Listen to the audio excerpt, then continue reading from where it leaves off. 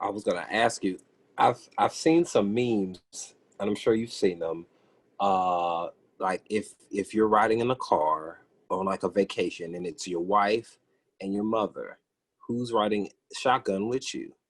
My wife. And of course, like you know, I, I,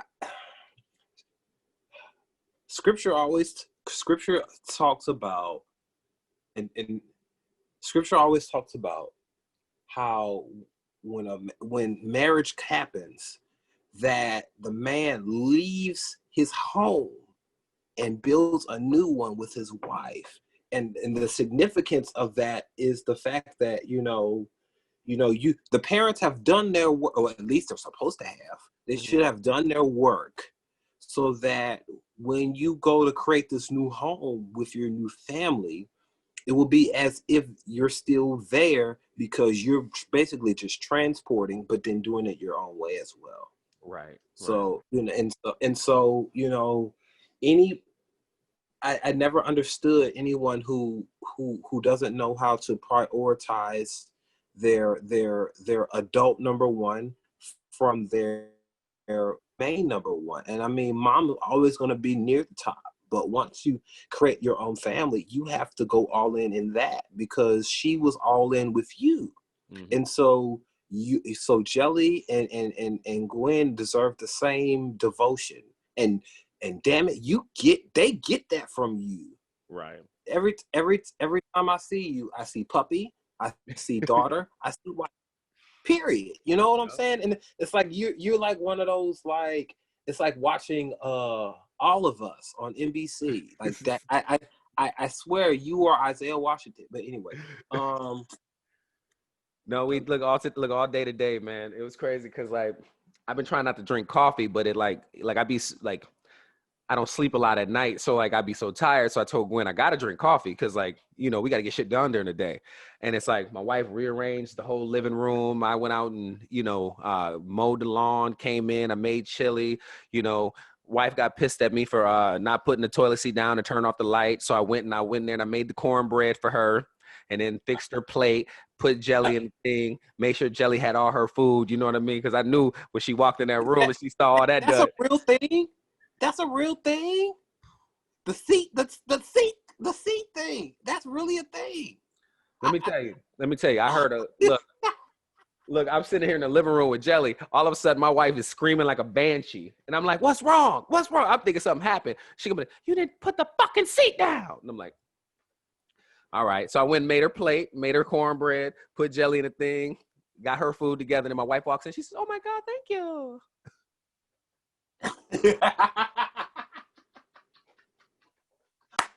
Man.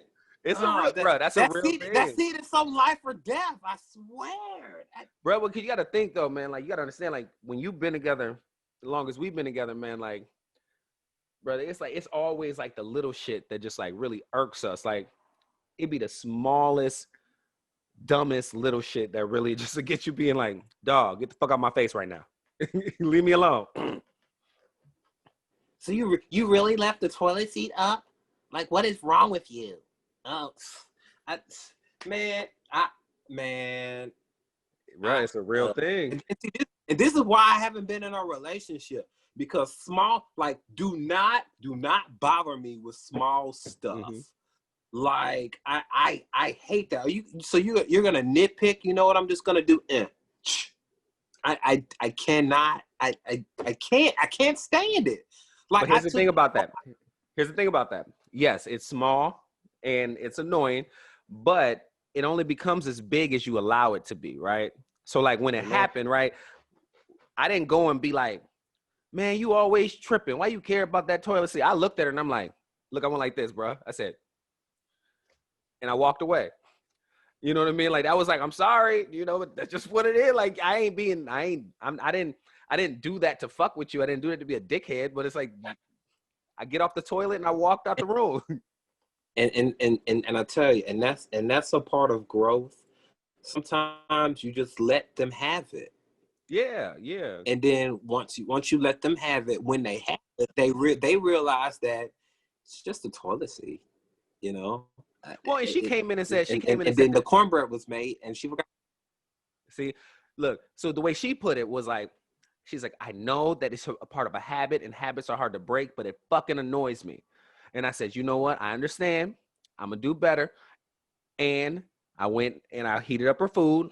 She was supposed to make the cornbread, but I made the cornbread. I put jelly in there, got her food together, and it offset all of that. You know what I mean? Because it's a small thing. It's annoying, and I do got to work on that. But I mean, am I probably going to do that again? A lot of times? Yeah. Yes. Yes. You know what I mean? It's just about, man, it's not going to be a make or break thing. But what could make it a make or break is my reaction. If I react like a pompous asshole, then it's going to cause conflict throughout our whole relationship. Because if y'all are arguing over a toilet seat, then y'all got bigger fish to fry. Absolutely. Right. Man. Right. It's small to me. It's small to me, but it's big to her. It's small to me, but it's big to her. The thing about it, I have to at least acknowledge it. I have to acknowledge it. I cannot disregard how she feels. Absolutely. You have to listen. That's it. And like, and my response may look like it was disregarding, but it wasn't. Just like, I didn't want to sit there and be like, no, I'm never going to do it again, because I'm probably going to do it again. But I am now going to be a little more cognizant of it and try my best, because I know it pisses her off. But at the same time, it's like, bruh, like, you don't think there's like a lot of little shit that she does that pisses me off the time that she does all the time? Like, I'll give you the example. My wife is big on this. I do most of the cooking in the house. I gave this example on social media. My wife will say, I want to cook today. It's 10 o'clock in the morning. I want to make dinner today. We're going to make chicken, rice, some peas, some whatever it is, right? I say, cool, you need my help? She said, no, I got this. I want to do this today. All right, 1 o'clock hits. I noticed the chicken ain't out the freezer yet. Okay, cool, I ain't going to say nothing. Go up to her. Hey, boo, you need my help with anything? Nope, I got it. She's doing other shit. 4 o'clock hit. Chicken still ain't out the damn thing. Doing other shit. And I'm like, you need me to cook? No, I got it. 7 o'clock hit. Chicken ain't frozen. Chicken still frozen, sorry. So what I used to do is, I used to just have the Uber Eats on dial. Be like, man, we just going, because what's going to happen is, I'm not going to get into no argument with you about you not cooking, even though I said I was going to help, blah, blah, blah, blah. But I know her. We've been together long enough. I know her. She gets distracted. She doing 50 other projects. She don't mean harm. But now we ain't got nothing to eat. So what I do now is, I just take out the food at 3 o'clock and I just start cooking. And then she comes and joins me. She takes over, finishes it. Boom, we're good. But I don't sit here and make that a huge deal and be like berating her, talking about, you said you were gonna cook, why didn't you cook? Blah, blah. Like, I don't do that. Like, that's. And I asked you for help. Man, you know what I mean? See that? Because that's unhealthy. And that's the thing. We can't sass the way that they sass us sometimes. We can't. And you got to know that you can't do that. Like, it's because the optics are foul. Like, even though it's like, you're not being misogynistic and on no bullshit, but it still looks crazy being like, you didn't cook at 7 o'clock. It's an optic thing, and it's a legit power thing. Mm-hmm. You know, like when, like, she can get stuff off her chest, and then you can take it and it just blow over for you. Mm-hmm. But like, if you dish it, sometimes she won't be able to take, because it comes strong from you when you dish. Right. And then because also too, me knowing her, I know it's not coming from no foul ass place, or like, right. It ain't coming from no bad place. It's just coming from, like, if you know her, bro, like, she doing 50 things every day. Like, she's the type that, like, keeps her schedule, even when she ain't got to work, she keep her schedule blocked and full of shit. She means well, really. Like, it's like, oh, he cooks all the time, I want to cook now. But sometimes the execution don't always work that way. And I got to be, like, I'm trying to be more like a partner in the situation and being like, okay, we all have shortcomings, because that's what we want. We want somebody who knows what our shortcomings are and to kind of pick us up in those shortcomings instead of being like, TJ, you didn't do this, you didn't do that. Right? Like if TJ, if your thing was forgetting to pick up the milk, if every day after work you knew you were gonna forget to pick up the milk for the baby, she could either berate you or she could say, I'm gonna pick up the milk instead. Because I know you be tired after work.